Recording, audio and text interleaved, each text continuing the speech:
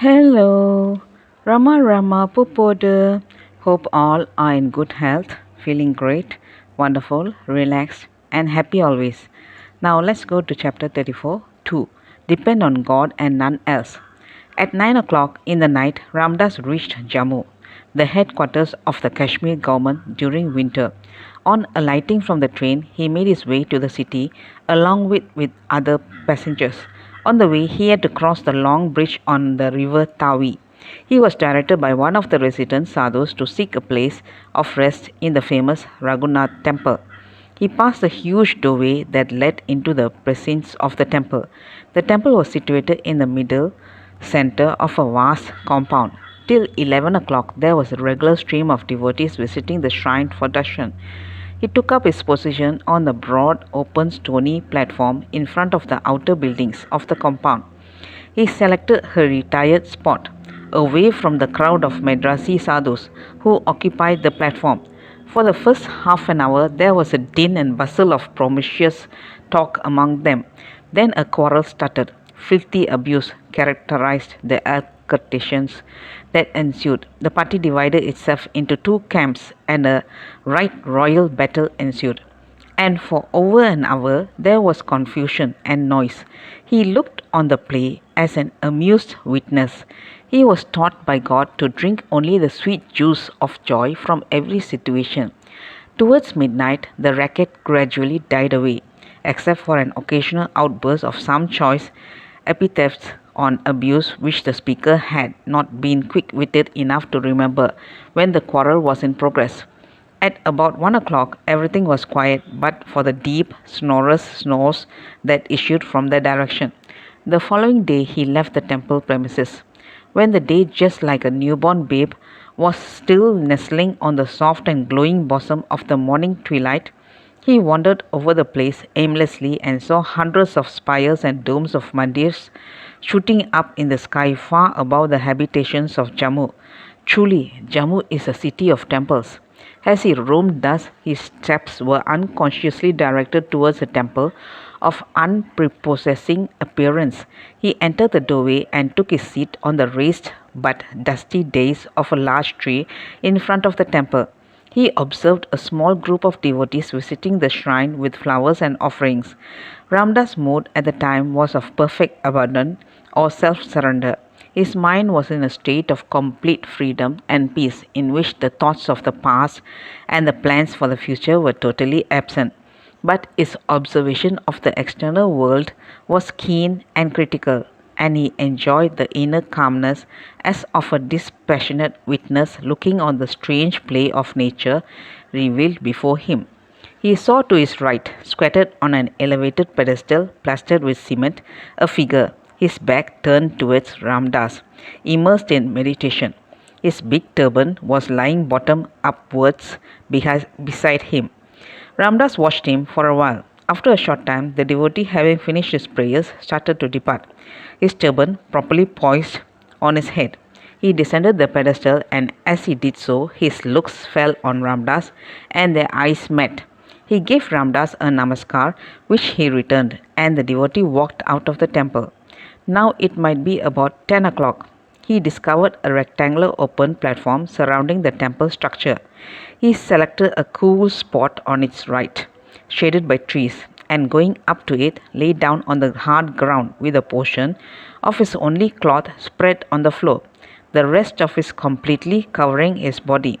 He would always, on such occasions, assume a curled posture, his knees drawn up to the face. He might have rested for about 10 minutes when he felt somebody uncovering his cloth from off his legs.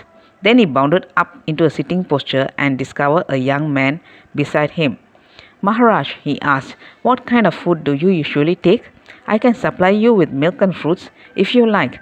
The Panditji, who was erstwhile here, has sent me with some money so that I may present you with whatever eatables you may desire for. Ramdas is not particular as to what kind of food he takes, he replied. He can eat the usual meal of the rice, dal, etc. Then, would you be so good as to follow me to the house in which the Panditji lives? He would be so happy to feed you. Ramdas accompanied him and arrived at the Panditji's house. He was, he was welcomed by the Pandit and many others who lodged with him.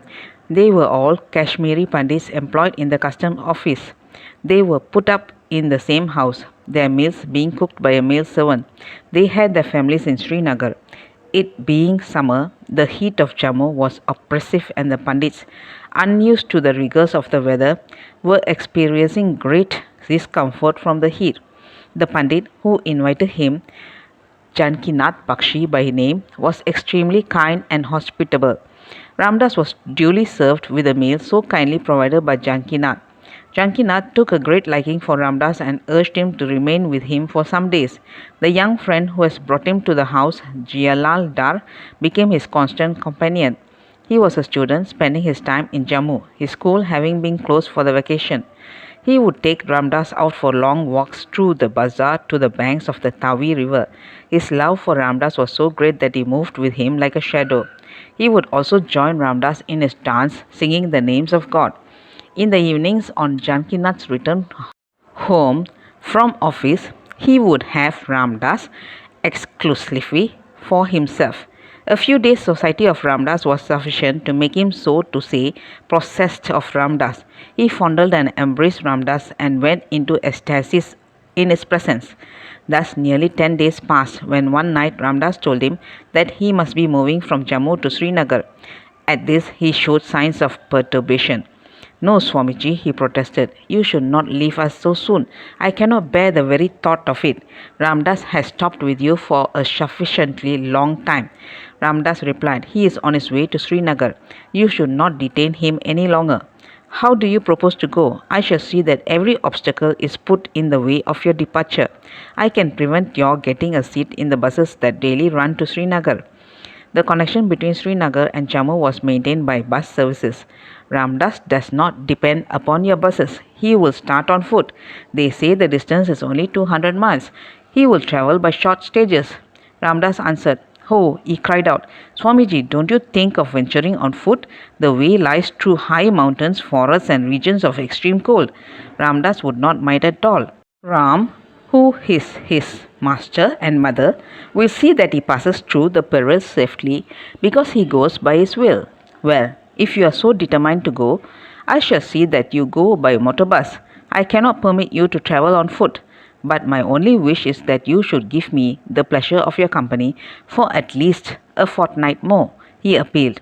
Ramdas was obdurate. Jalal redoubled his watch.